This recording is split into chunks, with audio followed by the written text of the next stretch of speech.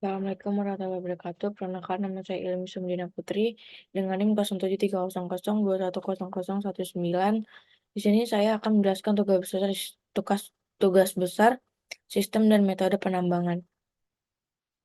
Sebelumnya, yang pertama ada pendahuluan, yaitu di mana penambangan adalah kegiatan untuk memproduksi mineral atau batu bara dan mineral ikutannya.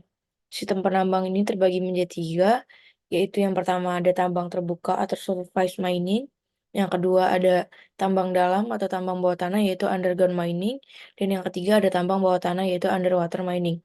Pada kesempatan kali ini hanya fokus membahas dua metode, yang pertama yaitu tambang terbuka dan tambang bawah tanah.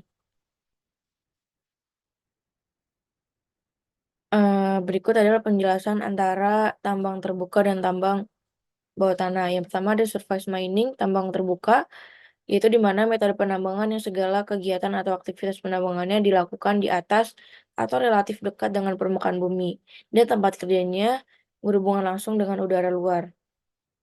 Lalu yang kedua ada underground mining, yaitu tambang bawah tanah, di mana metode penambangan yang segala kegiatan atau aktivitas penambangannya dilakukan di bawah permukaan bumi, dan tempat kerjanya tidak langsung berhubungan dengan udara luar.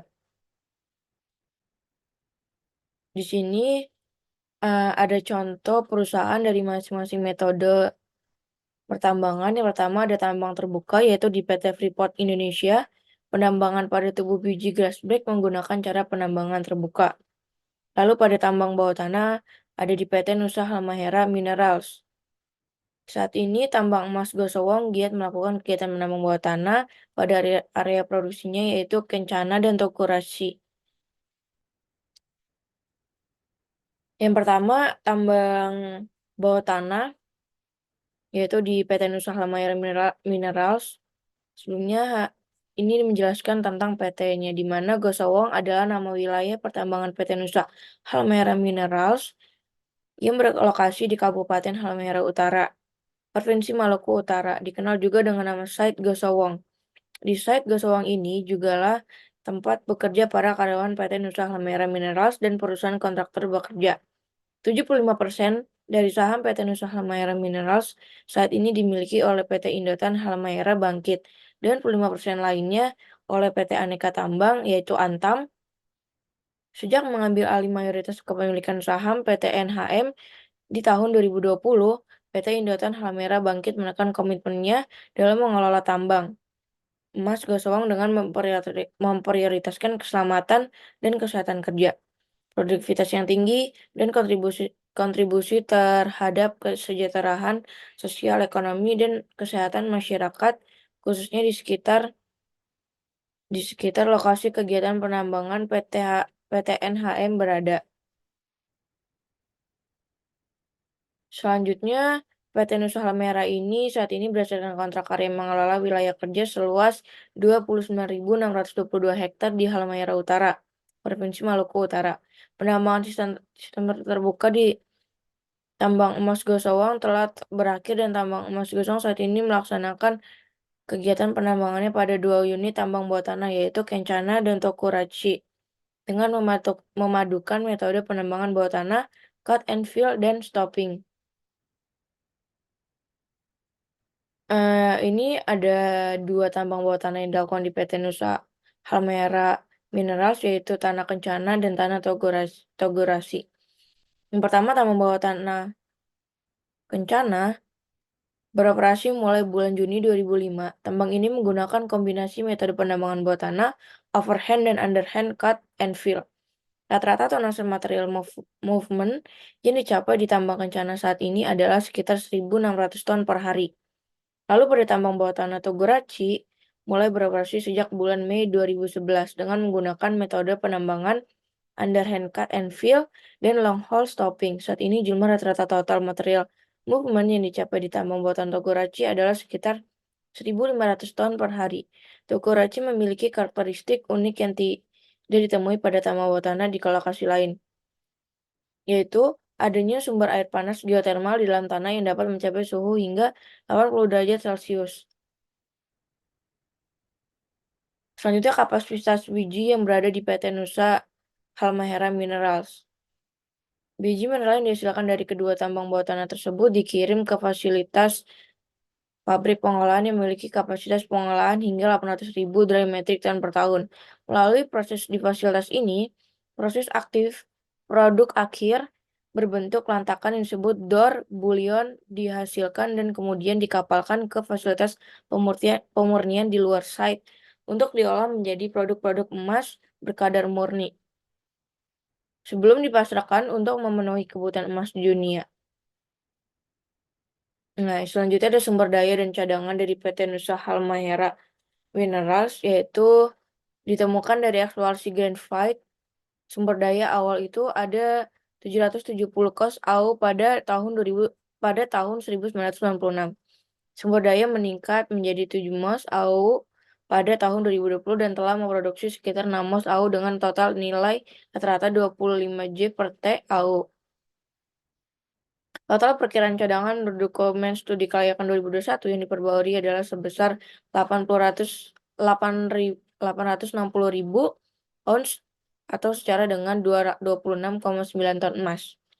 Dengan mengacu pada target rencana pertambangan PT NHM yaitu 180.000 ons per tahun, penambangan sumber daya baru diperhitungkan akan memperpanjang usia produktif tambang Gosowang lebih dari 5 tahun. Sumber daya dan angka cadangan diperkirakan akan berubah sesuai dengan hasil kegiatan eksplorasi yang sedang berlangsung. Selanjutnya peralatan pertambangan pada PT Nusa Halmahera Minerals. Gosowang ditemukan dari eksplorasi Graphite di Pulau Halmahera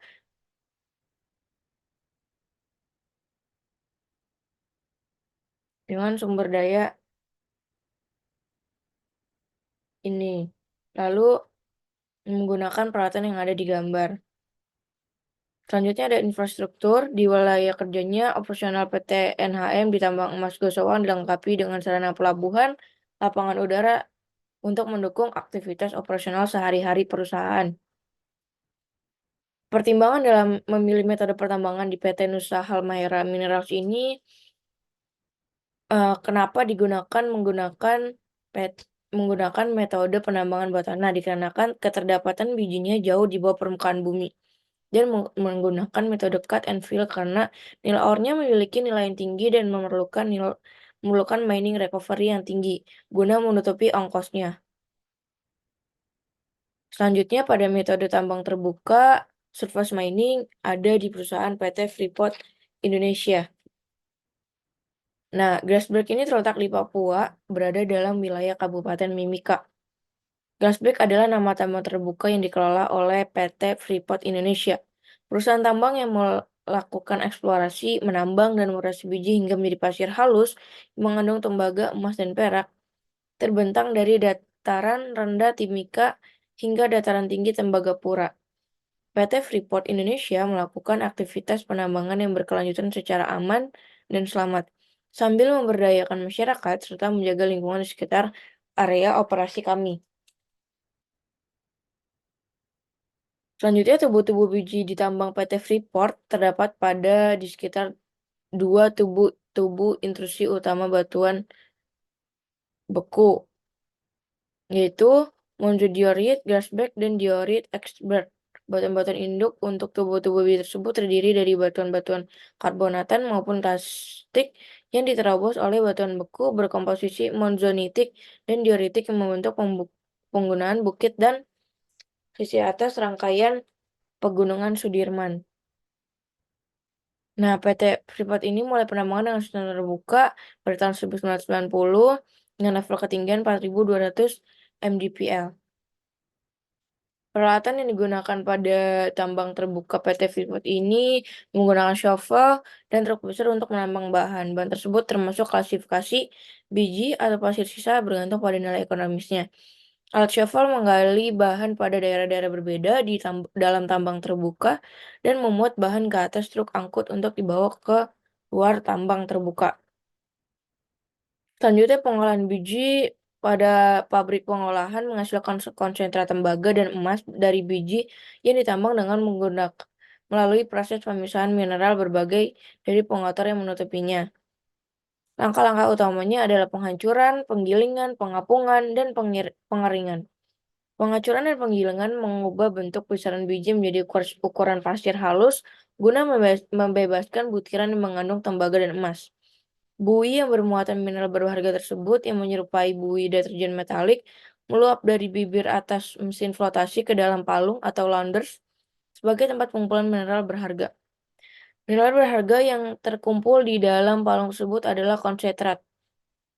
Dalam bentuk sluri, 65%-nya padat menurut beratnya, dipompa ke port sheet melalui 4 jaringan pipa sluri sepanjang 115 km. Sesampainya di port site, konsentrat ini dikeringkan sampai kandungannya hanya 9% air dan kemudian dikapalkan untuk dijual. Nah, pertimbangan dalam memilih metode penambangan dalam PT Freeport ini yaitu karena adanya tubuh biji menggunakan cara karena keberadaan tubuh bijinya itu dekat dengan permukaan tanah pegunungan, makanya dipilihlah metode penambangan terbuka. Berikut adalah daftar pustaka. Terima kasih. Sebelumnya kurang lebih mohon maaf.